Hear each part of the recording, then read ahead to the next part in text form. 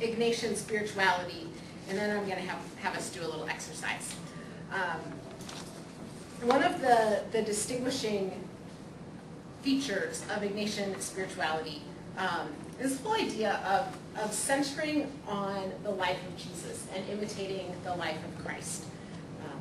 And Ignatius really encourages us to consider what it is that Jesus said and did and how he interacted with people as a way of tapping into the thoughts and the concerns and the love and the forgiveness that occupy Jesus' mind and heart.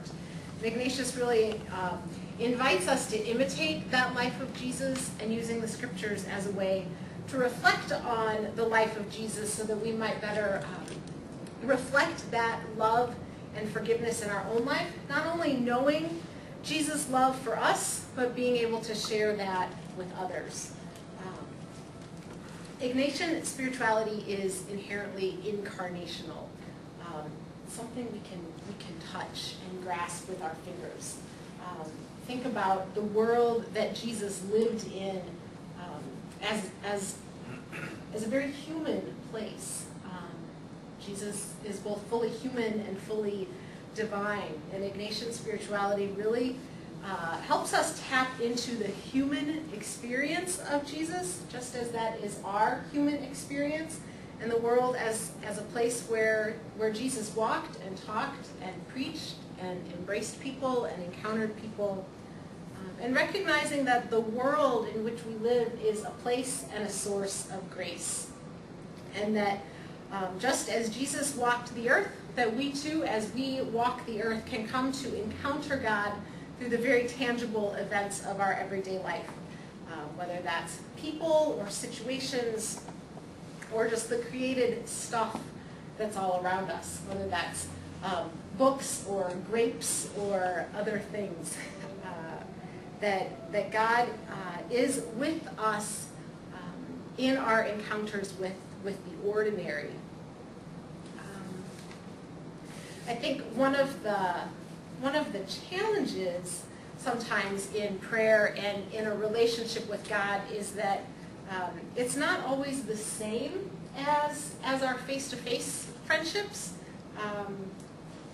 We don't always think about, if we think about encountering God in the ordinary and the everyday,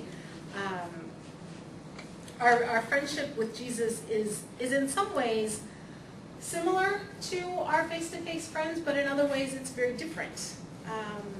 In the relationship that I have with God or the relationship I have with Jesus is not like the friend sitting next to me on the sofa. It's not like standing over here talking to Lauren and having a conversation with her and being able to talk to her about my day and having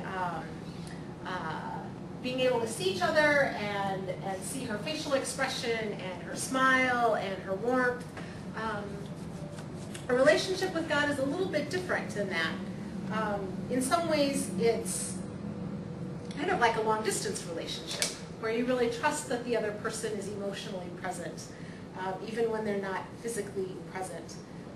And at the same time, we know that that relationship can be established in many of the same ways that we establish our face-to-face relationships, by being vulnerable, by being honest, by trusting one another and spending time together.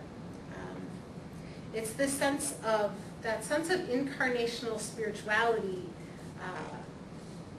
helps us to understand that Jesus was fully human and fully divine, and that like our friends who know us inside and out, like that person sitting next to me, Jesus understands the human experience.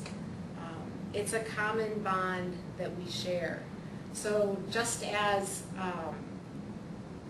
I would seek advice from a close friend sitting across the table or on the phone or through an IM chat message, and a friend who says, yeah, I know what you're going through.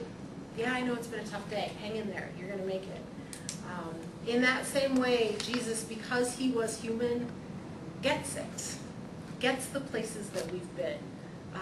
Gets what it's like when we're really excited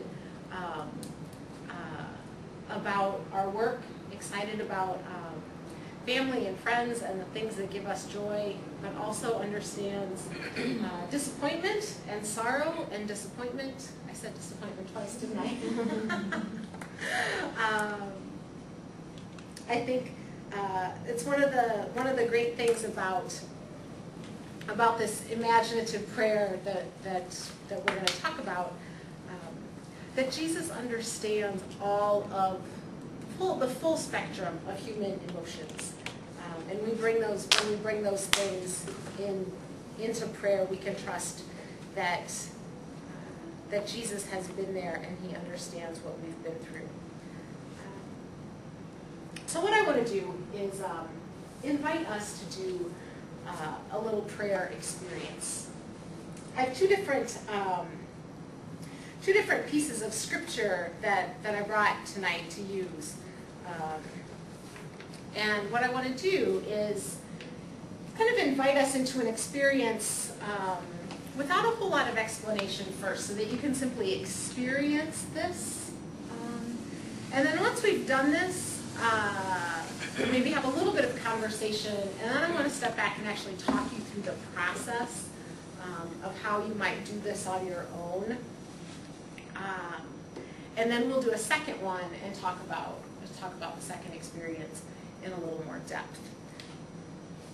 One of the things that I always think about, this is a very quick aside, one of the things I always think about when praying with scripture is, how do I know how to choose a piece of scripture that's going to be helpful, other than playing Bible roulette and just flipping over to whatever page. I don't have a real easy answer for that. Sometimes when you're at a particular place in your life, you might reflect on whether or not there's a Bible story, a scripture story that comes to mind that might reflect where you are in your life. I think that sometimes assumes some knowledge of scripture, that you might be able to pair those together. There are a couple of books that I've come across that have different themes listed and then pairs of scripture with them, so you can look up themes like joy or love or anxiety or stress, and it will give you some possible scripture passages. Another thing to do is to find a resource that has the Sunday gospel readings in it, or the daily readings, and just find the gospel story for the day or the scripture reading for the day. That's another helpful way to pick. What I did tonight is these were somewhat random, but I knew that we would be a group of young adults who are all on different journeys. So both of these scripture passages that I've chosen tonight are kind of journey themed. The first one is a psalm. It is not it's from the Old Testament, so not a direct encounter with Jesus, but more of an encounter with God on the way. So what I'd like to invite you to do is sit comfortably. You'll have the scripture passage in front of you. Feel free to read along or not read along. But what I'd like you to do is, as you listen, just think about where you've been today. Think about where you started your day.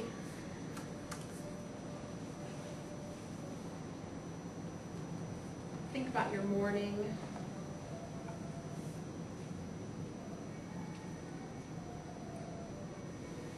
Think about who you encountered in the middle of the day.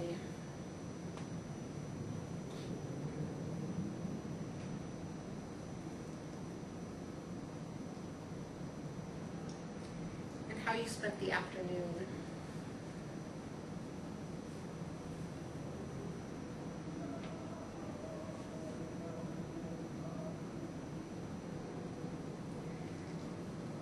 And if there's a particular moment of your day that stands out for you,